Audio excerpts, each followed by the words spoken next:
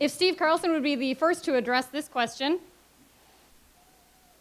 According to our audience members, there are pending bills in both the House and the Senate regarding pension liabilities of current unions.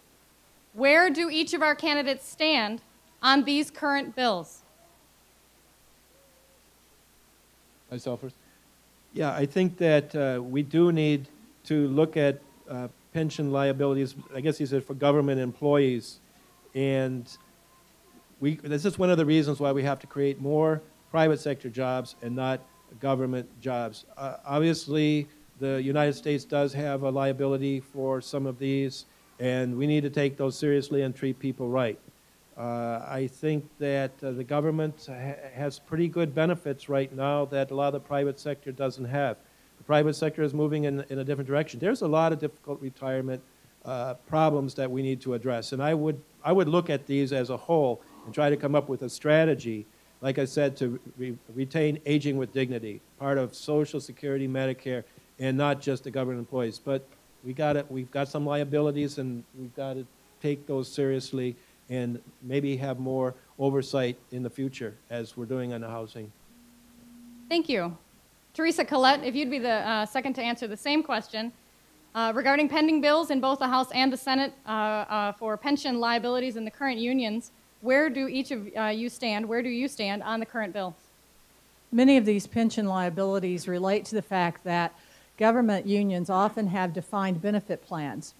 There are very few major corporations involved in the private sector that offer defined benefit plans anymore, for the reason that it simply is not economically sustainable. One of the problems with federal intervention when states do not act responsibly fiscally is that those states that have acted responsibly, while Minnesota is looking at a deficit, we're certainly not California or Illinois, we get taxed in order to make up for the irresponsibility of the governors and the public officials in Florida and California and Illinois. It is unfair for Minnesotans to have to bail out the government pension plans in other states, and I do not believe that's an appropriate role for the federal government. Thank you. Betty McCollum, if you'd answer the same question, please. Pending bills in both the House and the Senate regarding pension liabilities of the current unions exist. Where do you stand on these current bills?